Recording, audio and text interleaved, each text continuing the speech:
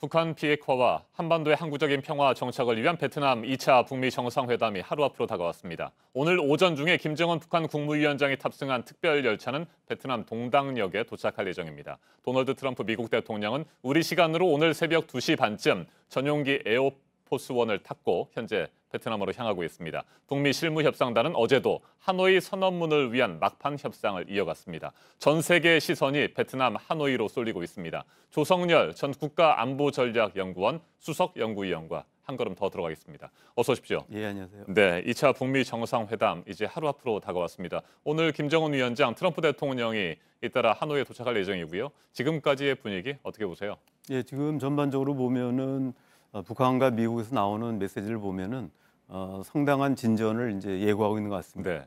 특히 김정은 위원장이 3일에 걸쳐 가지고 지금 평양에서 지금 하노이까지 오는 과정을 보면은 뭔가 국제적인 시선을 좀 모으면서 어떤 결과를 만들어내는 이런 하는 신호가 아닌가 생각합니다. 네, 열차를 타고 60시간가량 걸려서 베트남 하노이로 오는 것 그 자체가 하나의 이벤트일 수 있을 것 같습니다. 예, 그렇습니다. 만약에 아무런 성과가 없이 이벤트만 할 경우는 오히려 회담 끝난 뒤에 역풍을 맞을 가능성이 있습니다. 네. 김정은 위원장이 이제 신년사에서 얘기한 부분이 상응 조치를 해준다면은 세계가 원하는 새로운 내용을 내놓겠다는 이제 입장을 표명한 바가 있습니다. 그렇기 때문에 아직 그 결과를 예단하기는 어렵습니다만은 점제까지 나온 분위기에서는 몇 가지 핵심 쟁점에 대한 담판은 남겨놓은 것 같습니다만 네.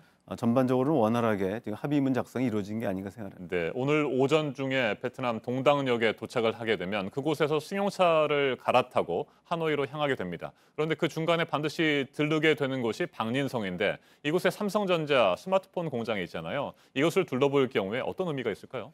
예, 만약에 오게 된다면 그 김정은 위원장이 얘기하는 개방 조치들, 특히 북미 관계가 정상화되고 개방 조치가 본격화됐을 때 하나의 모델로서 어떤 개혁 개방에 성공한 모델로서 베트남 그 중에서도 방린성의 어떤 삼성전자 공장이 의미가 있을 것 같습니다. 네, 삼성을 비롯한 우리 국내 대기업에 보내는 메시지도 있을 것 같습니다.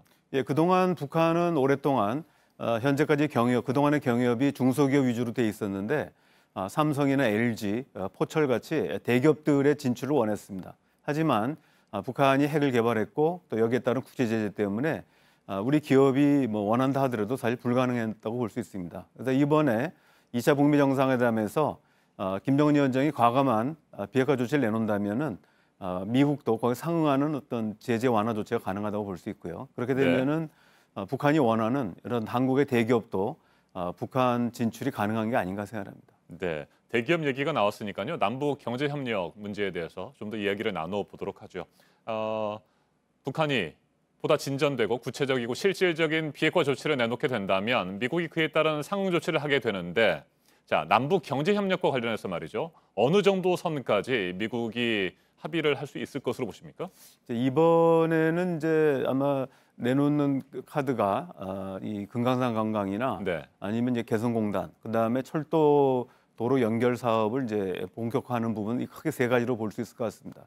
근데 이제 금강산 관광은 몇 가지 부분 사치품에 대한 제한이라든지 이런 것만 해결한다면 국제적인 제재 문제는 크게 없을 거라고 보고 있고요. 다만 이제 개성공단 재개와 관련돼서는 지금 여러 가지 이제 벌크 캐시 문제라든지 네. 그리고 상업은행들의 어떤 설치 금지 그리고 또 이제 그 개성공단에서 만드는 섬유 제품에 대한 수출 금지 여러 그 제약들이 아직 남아 있습니다. 그래서 이번에는 2차 북미 정상회담에서 곧바로 개성공단 재개까지는 어려울 것 같고요.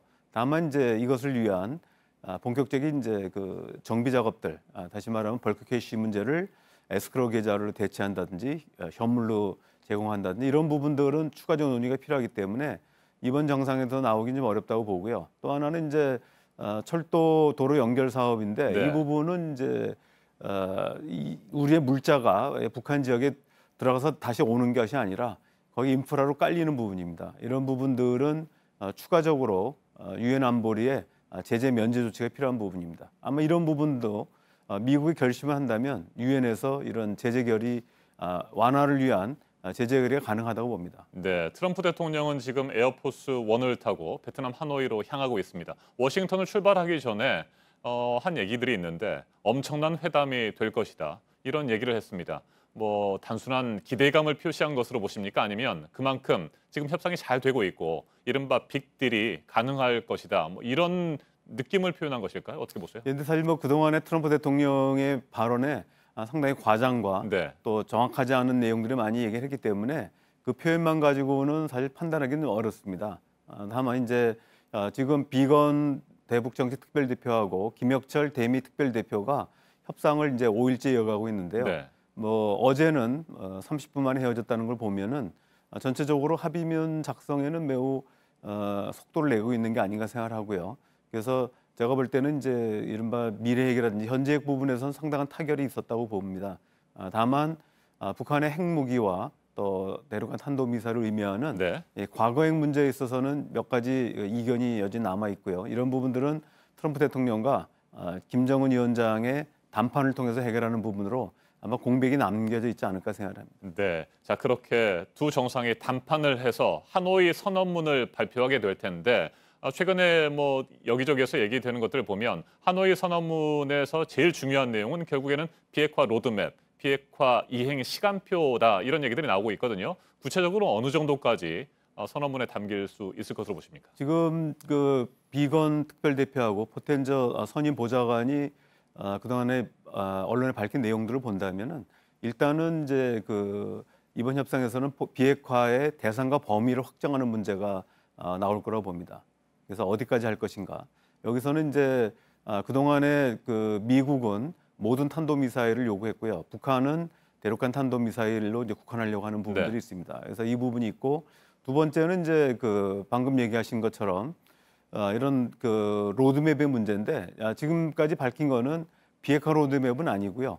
미국이 요구한 것은 협상의 로드맵입니다. 네. 그래서 지금 북한이 미래핵과 과거에 대한 현재 핵에 대한 동의를 했지만 과거 핵 문제가 해결되지 않으면은 실제로 한 발도 더 나갈 수가 없습니다. 지금 현재 정상회담이 두 차례나 있었던 가장 큰 원인도 결국은 이제 북한의 핵무기이기 때문에 이 문제에 대한 어떤 포괄적 신고 내용이 담기는 이러한 그 협상 로드맵이 나오느냐 하는 부분이 관건이라고 볼 수 있는데 이 부분도 역시 앞서 말씀드렸듯이 두 정상이 담판을 통해서 결단할 문제가 아닌가 생각하고요. 이 부분은 아마도 실무선에서는 아마 공백으로 남겨놓을 가능성이 높습니다. 네, 그러니까 위원님께서는 아주 구체적인 비핵화 로드맵이 담기지 않을지라도 앞으로 북한과 미국 사이에 추가 협상을 어떻게 진행할 것인지에 대한 시간표는 분명히 담겨야 될 것이다 이런 예, 말씀이시군요. 그렇습니다. 그 부분하고 이제 지난번 7월달에 합의했다가 아직 이행되지 않은 북미 그 워킹 그룹이 이번에 만들어질 것 같고요. 이 워킹 그룹이 만들어지면 이번에 합의 내용들을 이제 이행 로드맵으로 만드는 이런 과정이 진행될 것 같습니다. 네, 한 가지만 더 여쭙겠습니다. 어제 문재인 대통령 신한반도 체제를 준비해야 된다. 우리가 주도권을 잃어서는 안 된다. 이런 얘기를 했습니다. 어떻게 보세요? 예, 그거는 이제 현재 북미 정상회담을 낙관적으로 이제 보시고 하는 것 같습니다. 만약에 이번 북미 정상이 성공적으로 이루어진다면 본격적인 남북 경협의 시대가 열리는데 네. 이것은 이제 우리뿐만 아니라 중국이나 일본 주변국들이 다 모두 참여하게 되겠죠. 그래서 결국은 여기서 이제 나오는 게 이제 글로벌 스탠다드의 문제입니다.